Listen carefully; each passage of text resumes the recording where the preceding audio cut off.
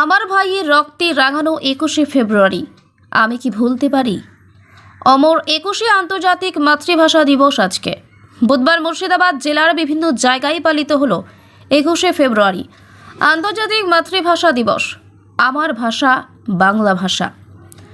ভাষা আন্দোলনের শহীদ আবুল বরকতের জন্মভিটা মুর্শিদাবাদ জেলার সালার থানার বাবলা গ্রামে। শহীদ বেদিতে মাল্যদান ও পতাকা উত্তোলনের মধ্য দিয়ে অনুষ্ঠানের সূচনা করা হয় বুধবার সকালে।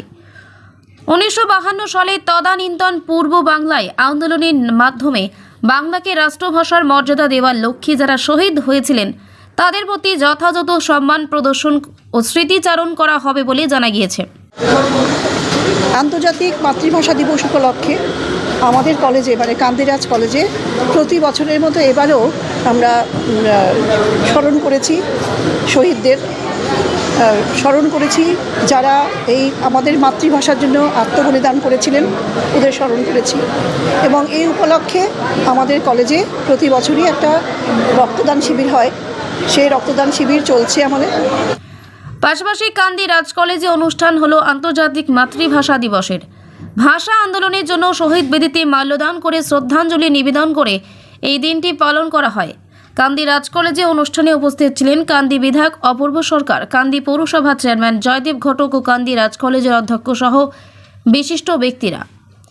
উর্দুর বদলে সংখ্যাগরিষ্ঠের মাতৃভাষা বাংলাকে পাকিস্তানের রাষ্ট্রভাষার মর্যাদা দেওয়ার দাবিতে সর্বদলীয় রাষ্ট্রভাষা সংগ্রাম পরিষদের পক্ষ থেকে 1952 সালের 21শে ফেব্রুয়ারি আন্দোলনের ডাক দেওয়া হয়।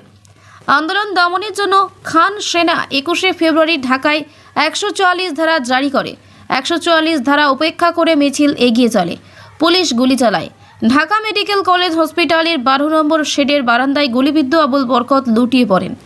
অতিরিক্ত রক্তক্ষরণের ফলে রাত 8টায় বরকত মারা যান। 21শে ফেব্রুয়ারি রাতেই ঢাকার আজিমপুর গোরস্থান পুলিশ বরকতের দেহ সমাধিস্থ করে। সেখানেই 21-এর আরও 4 শহীদ আব্দুল সালাম, রফিক উদ্দিন আহমেদ, শফিউর রহমান ও আব্দুল জব্বার শায়িত আছেন। পরদিন 22শে ফেব্রুয়ারি প্রতিবাদ মিছিলের ওপর ট্রাক চালিয়ে আরও 3 জনকে পিষে মেরে ফেলা হয়। ওই ভাষা শহীদদের স্মরণ রেখে 2000 সালের 21 ফেব্রুয়ারিকে আন্তর্জাতিক মাতৃভাষা দিবস ঘোষণা করে রাষ্ট্রসংঘ। দেখুন, আজকে মাতৃভাষাকে কেন্দ্র করে আত্মবলিদানের মধ্য দিয়েই, শহীদ হওয়ার মধ্য দিয়েই নিজের মাতৃভাষাকে প্রতিষ্ঠা করার দিন আজকে দিনে দাঁড়িয়ে সেদিনে ঢাকার রাজপথে রফিক, জব্বার, বরকত, সালাম, শফিউদ্দের সাথে হাজার হাজার সহকর্মী সেদিনকার ছাত্র যুবরা বাংলা ভাষা প্রতিষ্ঠার দাবি নিয়ে আত্মবলিদান দিয়েছে। 1927 সালে 13 জুন বাবলা গ্রামে জন্ম বরকতের। তার ডাক নাম আবাই। 1945 সালে সালারের তাবেলপুর হাইস্কুল থেকে ম্যাট্রিক পাশ করে তিনি ভর্তি হন বহরমপুরে কৃষ্ণনাথ কলেজে। সেখান থেকে আইএ পাশ করে 1947 সালে তিনি পূর্ব পাকিস্তানে অধুনা বাংলাদেশে গিয়ে ঢাকা বিশ্ববিদ্যালয়ে ভর্তি হন। 1951 সালে 4র্থ স্থান অধিকার করে রাষ্ট্রবিজ্ঞানে সামানিক সহ বিএ পাশ করেন। তারপর তিনি ঢাকা বিশ্ববিদ্যালয়ে এমএ ক্লাসে ভর্তি হন। পড়া শেষ করার আগেই 1952 সালের 21শে ফেব্রুয়ারি গুলিবিদ্ধ হয়ে মারা যান।